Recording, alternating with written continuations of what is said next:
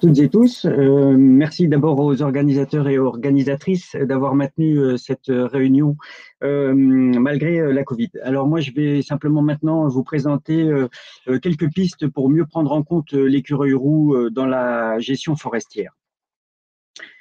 Mon intervention va se dérouler de la manière suivante. Je vais vous présenter un petit contexte, les résultats partiels d'un suivi télémétrique et enfin les propositions de gestion forestière qui en découlent.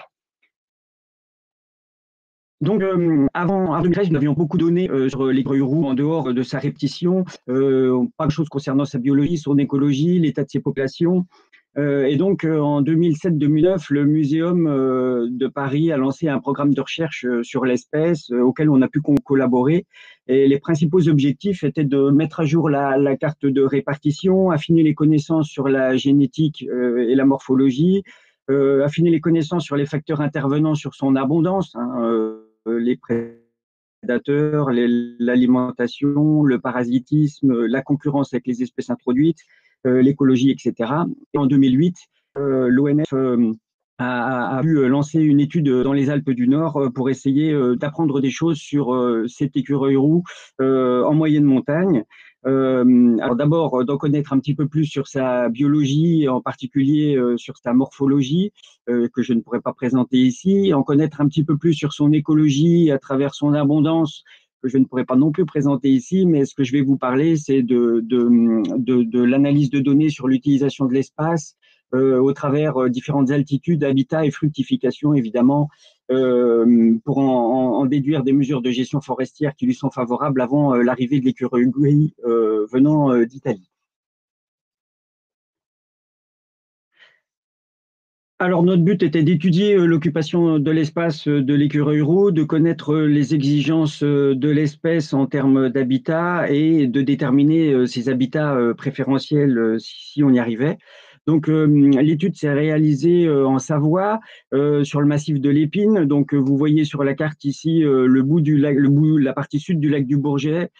Ici, la partie nord du lac d'Aiguebelette. Vous avez juste sur la droite à ce niveau-là Chambéry. Et donc, nous avons travaillé sur deux sites. Un qui se situait à 700 mètres d'altitude, un site plutôt feuillu, avec quelques plantations résineuses d'une trentaine d'années et puis quelques résineux éparses, j'y reviendrai tout à l'heure. La partie la plus au sud sur le rond du bas, c'était une zone en grande partie en crête sur le plateau de l'Épine, donc de la sapinière paissière hêtraie, traitée de manière irrégulière avec sur les deux versants à nouveau des peuplements feuillus.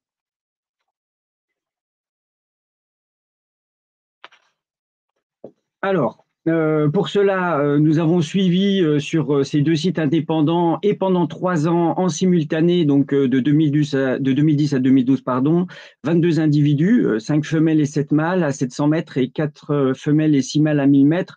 Donc, vous avez ici les images de comment on les a attrapés et équipés. Donc voilà, des pièges pré-appâtés et puis on leur a mis un petit collier émetteur. On a évidemment derrière fait de la radiotélémétrie. Alors j'imagine que la plupart d'entre vous connaissent le truc, hein, une antenne à 3 éléments, un récepteur. On a fait de la localisation par triangulation avec une précision qu'on a mesurée sur nos localisations de 21 mètres plus ou moins 10 mètres. Et on avait prévu d'essayer de prendre une localisation de chacun des individus toutes les 2 heures. Et en fait, ce qui a été réalisé, c'est ce que vous avez ici sur ce tableur à gauche, enfin sur ce graphique, pardon.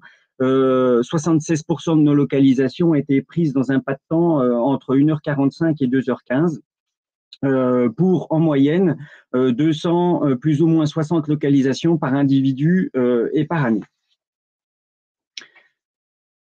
Alors, avec ces données, nous avons mesuré des tailles de domaines vitaux. Alors, d'abord, le MCP 100%, ce qui veut dire qu'on va utiliser 100% des localisations d'un individu pour pouvoir dessiner ce petit polygone noir que vous avez ici et qui concentre la surface comprise dans le polygone convexe minimum de toutes les localisations, et surtout à titre indicatif.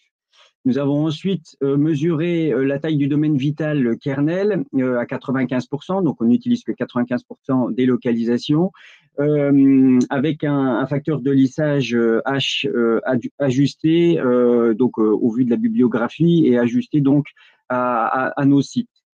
Et comme à chaque fois, nous sommes tombés sur des domaines vitaux à noyaux multiples, nous avons mesuré leur centre d'activité, c'est-à-dire la zone donc en bleu clair ici, qui concentre 85% des localisations par la méthode des polygones emboîtés par incrémentation.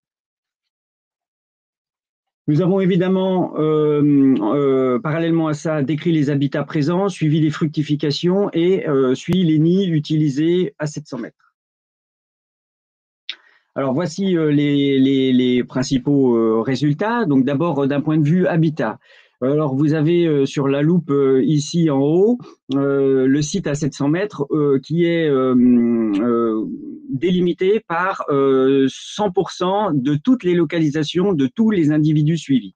Là-dedans, qu'est-ce qu'on y trouve? Du jaune, peuplement feuillu adulte, du noir, souvent des peuplements résineux ou feuillus jeunes, du vert, que sont les milieux ouverts, et en hachuré, des milieux mixtes adultes.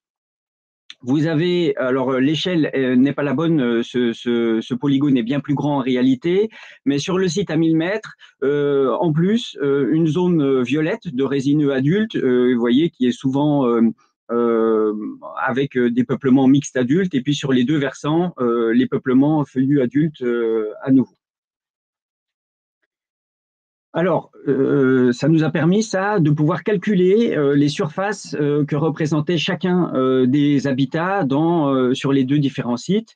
On voit par exemple qu'à 1000 mètres, le peuplement feuillu adulte représente 41% de la surface du polygone convexe minimum de toutes les localisations, de tous les individus pendant toute la durée de la manip. L'affûté mixte adulte représente 30%, un seul % de peuplement ouvert, et puis à 700 mètres, on observe que le peuplement feuillu adulte recouvre 46% de la zone. Le peuplement feuillu ou résineux jeune, qui est en réalité plutôt des résineux jeunes, donc des plantations, couvre 37% de la zone, 3% de peuplement mixte adulte et pas de peuplement résineux adulte. Pourquoi je vous parle de ces peuplements résineux adultes? Tout à l'heure, je vous ai dit que notre site à 700 mètres était concerné par quelques très gros, enfin gros ou très gros arbres isolés résineux. Et en fait, nous sommes amusés à mesurer la surface terrière, feuillus, épicéas, sapins, sur chacun des types de peuplements.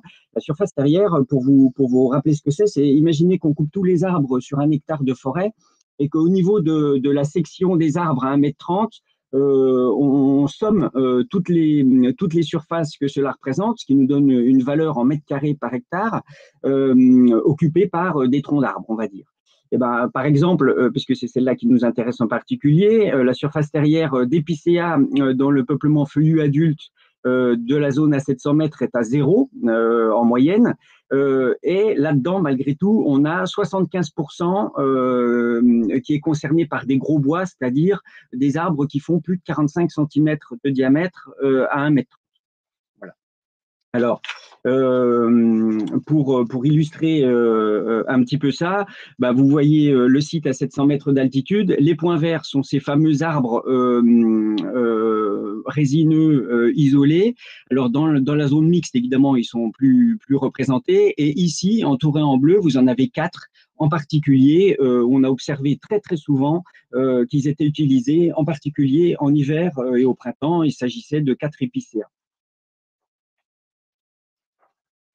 Nous avons ensuite, évidemment, alors à dire d'experts, mesuré pour chaque année les fructifications sur diverses essences, et on observe 2 années à mauvaise fructification, 2008 et 2010, et 2 années à fructification moyenne, 2009 et 2011. Alors, ce qui vous intéresse peut-être maintenant, c'est les résultats sur la taille des domaines vitaux annuels selon les sexes ici. Alors, vous avez un exemple en rose, une femelle, en bleu, un mâle, donc c'est sur le site à 1000 mètres d'altitude. Et en fait, on observe que, quel que soit le site, les domaines vitaux des mâles sont toujours plus grands que ceux des femelles. La même chose pour un effet site. Alors là, c'est bien la bonne échelle. Donc, vous avez en dessous le site à 1000 mètres et ici le site à 700 mètres. Et là, on observe une très grosse différence de domaines vitaux, tous sexes confondus, avec à 700 mètres des domaines vitaux beaucoup plus petits que ceux qu'on peut trouver à 1000 mètres.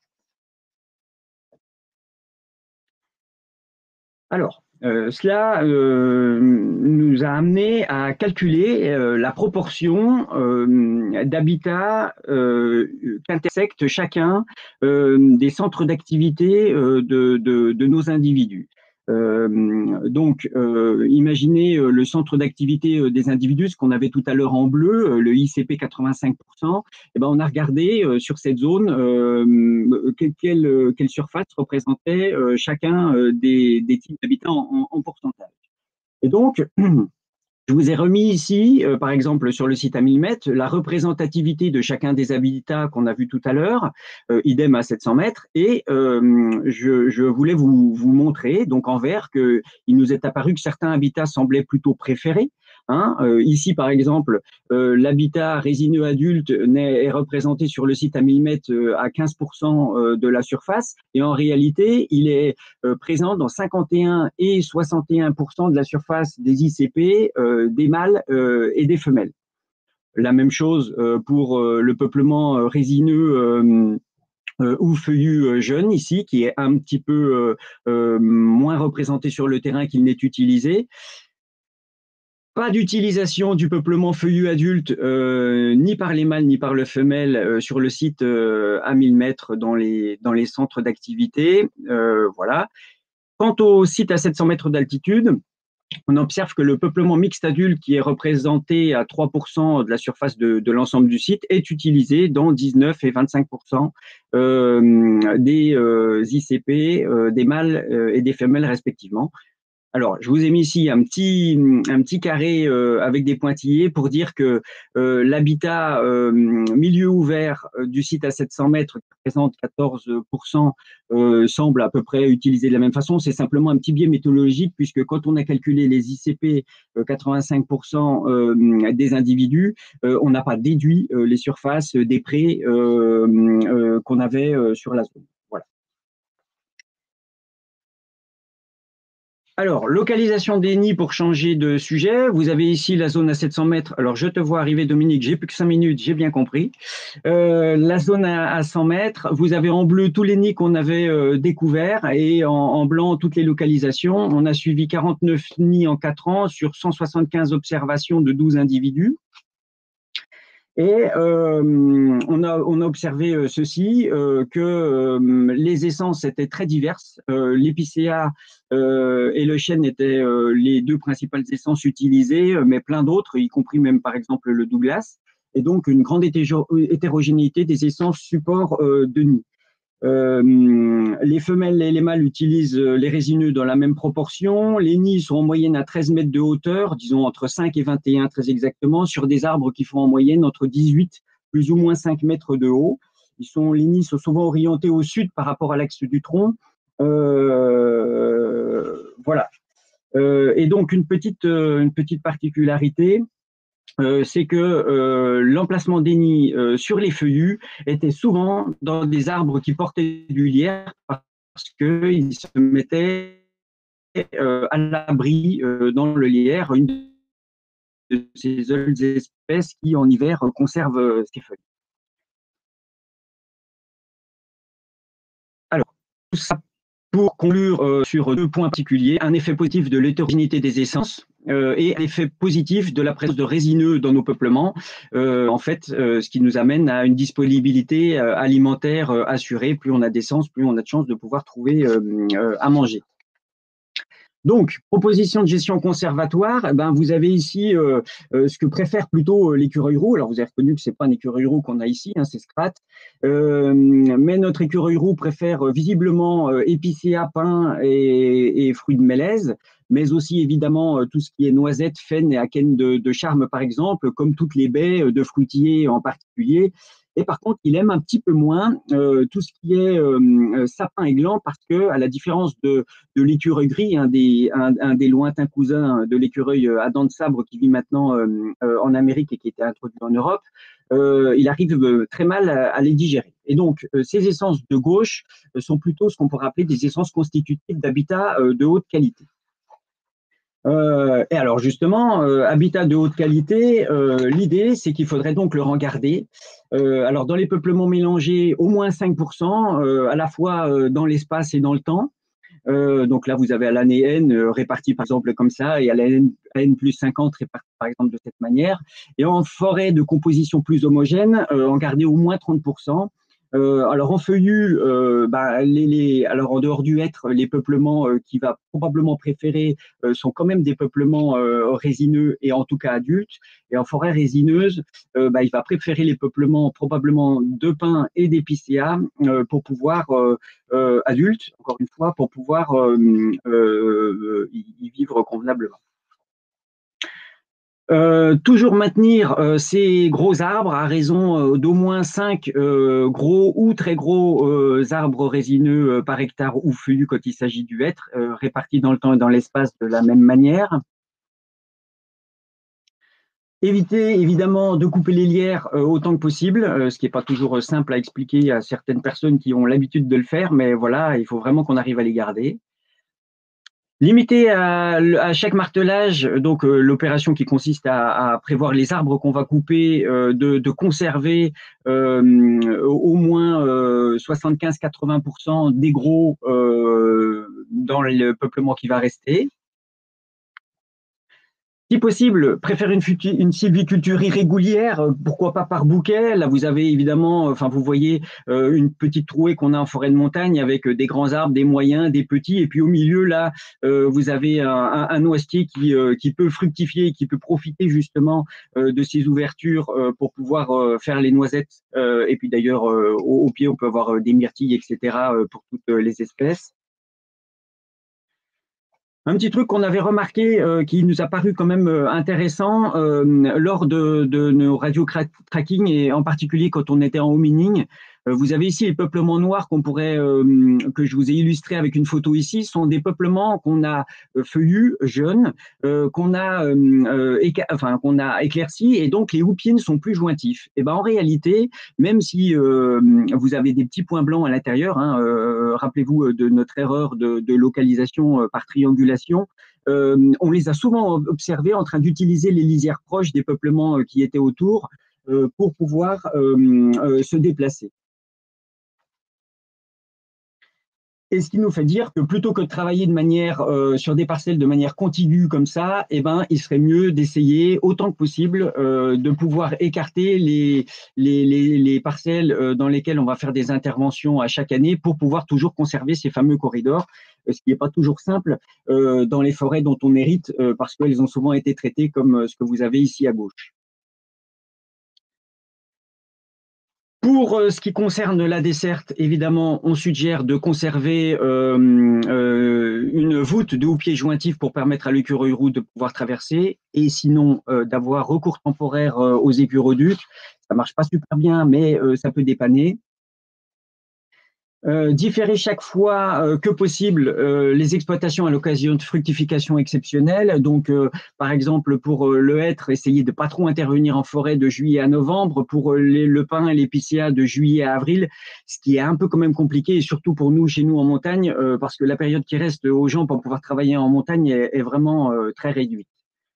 Et enfin, et au vu de la bibliographie de Lurtz et al. En 2005, de limiter au maximum la fragmentation des massifs. Il a estimé qu'il fallait un massif de 2000 hectares pour une population viable et 10-15 hectares pour maintenir un couple. Voilà. Donc j'en ai terminé. Je remercie évidemment à tous les membres du réseau mammifère de l'ONF qui m'ont aidé à faire tout ça, et en particulier Radio Tracking ainsi que les bénévoles, mais surtout Jean-Louis et Ben, j'ai vu que Ben était sur les ondes, du Muséum d'histoire naturelle pour m'avoir encadré, à l'ONF et à la participation forestière, à la participation financière de la ville de La Motte-Servolex. Merci de votre attention et si vous avez des questions, je peux y répondre.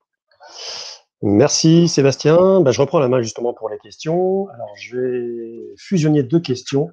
Il y a une question qui concerne comment explique-t-on le domaine vital du mâle qui est plus grand que celui de la femelle? Et en même temps, la deuxième question fusionnée, c'est est-ce qu'on a une idée de l'effet âge sur la taille du domaine vital? Donc deux effets, sexe et âge en fait. Alors pour la première, vraisemblablement, les mâles écureuils ont des grands domaines vitaux qui recouvrent les domaines vitaux de nombreuses femelles, voilà, parce que voilà, ils essaient de se reproduire avec plusieurs femelles, sachant que dès que c'est fait, évidemment, ils les laissent au boulot et pour élever les jeunes, etc. Et dans tous les cas, même, ils peuvent se faire virer de leurs domaines vitaux, puisque à ce moment-là, les femelles deviennent presque territoriales au moment de l'élevage des jeunes.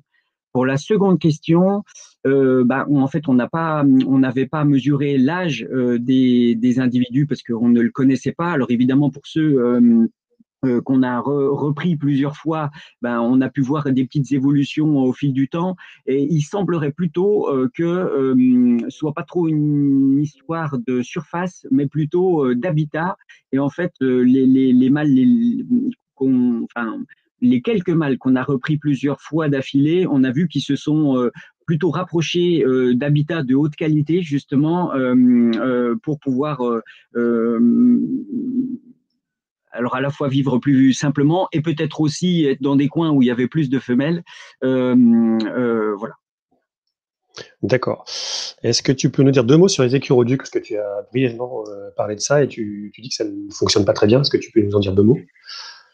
Ouais, alors donc c'est quelqu'un qui a travaillé. Donc on a utilisé. Enfin, j'en ai posé quelques-uns en ville à la Motte-Servolex là avec suite à la demande de la commune. C'est Monsieur Bailly qui avait rédigé un petit rapport pour nous montrer comment il fallait faire. Donc en lien avec le Muséum d'histoire naturelle. Et en l'occurrence, le plus gros problème, alors je ne sais pas si ça vient du climat ici ou alors de la qualité de nos cordes en chanvre, mais il faut imaginer les grosses cordes de bateau comptant au-dessus de routes. Et en fait, les cordes s'abîment très très vite quand elles sont comme ça en position horizontale. Et moralité, il faut faire bien plus d'entretien que ce qu'on avait prévu au départ. Et alors, on y avait posé des pièges photos, mais pour le moment, on n'a encore pas vu on n'a encore pas regardé les résultats, en tout cas, on n'a jamais vu d'écureuil traverser dessus. Voilà. Donc, pourtant, c'est bien sur des corridors de la trame verte, euh, mais on n'a rien vu, quoi. Voilà. Ok, donc question à creuser, que ce soit localement ou peut-être au niveau national aussi. Et enfin, je vais conclure avec la dernière question. Tu as parlé des nids dans ta présentation. Est-ce que vous avez pris en compte les nids secondaires, qui sont parfois 4 à 5 par individu? Oui, oui, oui, oui. Dans nos 49 nids, il y a à la fois des nids principaux et des nids secondaires. Alors, je ne vous l'ai pas dit tout à l'heure, il y en a certains, donc ils sont utilisés entre 1 ou 2 ans par un même individu. Ils peuvent être au bout de la deuxième année améliorés pour un autre individu y vienne. Et on a déjà observé le passage de plusieurs individus dedans, mais jamais en même temps.